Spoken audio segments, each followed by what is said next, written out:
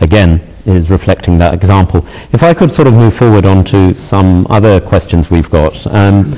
The next question which is raised, again, it's one of Dilaver Shah's friends that has raised this with him, which reads, and again I'll give you the question in full. It says, although Ahmadis recite the same kalma, La ilaha illallah Muhammad Rasulullah, they believe that this encompasses Mirza Ghulam Ahmad within the kalma as a prophet. So this is a bit of a variation on that one, that we allegedly slot in Ahmad instead of the name of Muhammad.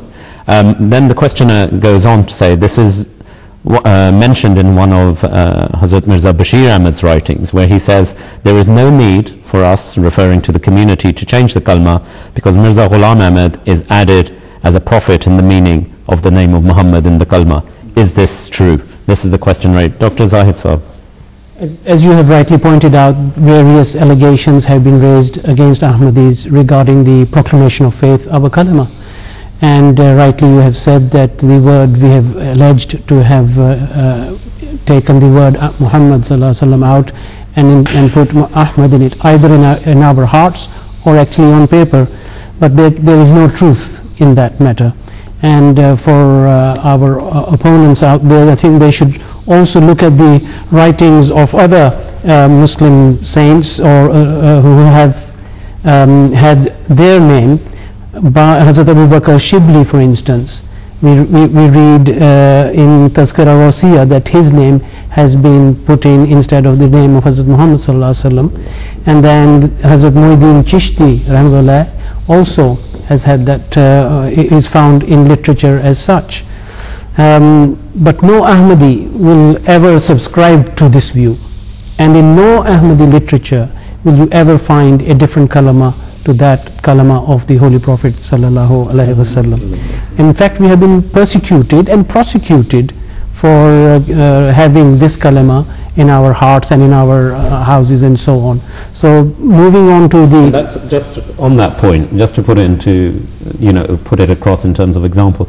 Indeed, mosques have been destroyed because they have carried the kalma, La ilaha illallah Muhammad Rasulullah, and the perpetrators are Muslims. Absolutely, absolutely. I mean, we have instances of mosques in Pakistan and elsewhere where there has been erasure, or actually it has been chiseled out of the walls, so that this kalima is no longer read there. And an Ahmadi would obviously never think of doing that. But on a theological debate and onto the question that he raises, we firmly believe that the Holy Prophet sallallahu alaihi wasallam was a universal prophet.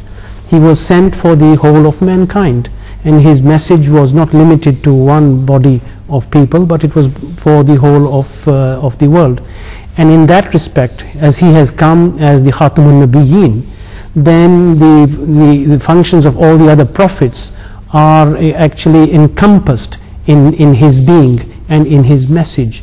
From that respect, we know that when we say Muhammad sallallahu alaihi wasallam, we also know that his message and that actually includes whatever has come before him, and therefore all the prophets are included in that kalima of the Holy Prophet sallallahu alaihi wasallam. If I may add that, as Dr. Saab has rightly said, that when we proclaim our belief that the Prophet Muhammad sallallahu alaihi wasallam is Allah's messenger, at the same time, because he is Khatam al-Nabiyyin, we are proclaiming that we believe in all the other prophets as well. La nufarriqu bayna ahadin min rusulih. We don't make any difference between any of the messengers. So, but how could we have a kalima saying that La ilaha illallah Muhammad Rasulullah, Musa Rasulullah, Isa Rasulullah? How could we do that? All are encompassing. So if anyone has written this, that why should we have a different kalima, that gives the answer that Muhammad represents all the prophets. It's a unification of mankind. Yes. Sorry if I could just add at the end, that we never ever, like Dr. Saab said, when we say Muhammad Rasulullah, we never mean by that anybody else though. It's always the Prophet Muhammad himself. That is in the hearts of every Ahmadi. And if anyone says that they mean somebody else when they say that, it's a total lie. It's a fabrication. They should be ashamed of using such lies. And that was the point I was coming to, Ibrahim Saab, with you. As a practitioner of young people for many years, one of the statements we can make with force is whether you talk to a young child, who you indeed, you were responsible for the young people of this country from the ages of 7 upwards, that you could take that child or you could take an elder of the community, whatever their gender, whatever their background, and they would repeat the kalma, which is La ilaha illallah Muhammadur Rasulullah. Your own experience from that in a practical sense, I mean, it's quite clear. Well, absolutely. I mean, the thing is, I mean, I'm just illustrating an example which actually happened to me. I mean, in that sense, when I was living in Croydon, when I was leaving Beit al-Subhan in Croydon, which has a very clear sign saying La ilaha illa Muhammadur Rasulullah. So when I was leaving it, there was a gentleman across the road. When I passed, he asked me that you belong to those people? And I said, which people? He said, those people, these Qadianis. And I said, well, I belong to the Ahmadiyya Jamaat. And he said, do you know that they put Ahmad in the Kalima? So this was a conversation outside the mosque? Yes, outside the mosque. So I said to him, this is nonsense. It's clearly written Muhammad Rasulullah. Right? So I said, look, come with me. But he was refusing to come. He said, no, because I know you have idols also in your mosque. So I said, please come with me. So I brought him with me. First I went in, and when he saw the kalima, he was dumbfounded. But again the same allegation came, but you put it in your heart. Then I brought him into the mosque, and I said, do you see any idols here? So whatever they're told, I mean, let's reverse it for a second. If they're told from a young age that Ahmadis believe in Ahmad Rasulullah, it's untrue. But we, from a young age, from young children, we imprint on their hearts that Muhammad Rasulullah is mentioned, Muhammad is mentioned, not Ahmad, no other name is mentioned there. And as Jamil Saab just pointed out, and that's based on the love of the Holy Prophet that every Ahmadi child, man, woman and child has for the Holy Prophet ﷺ. And just the final point on that I'd pick up, this thing about the heart.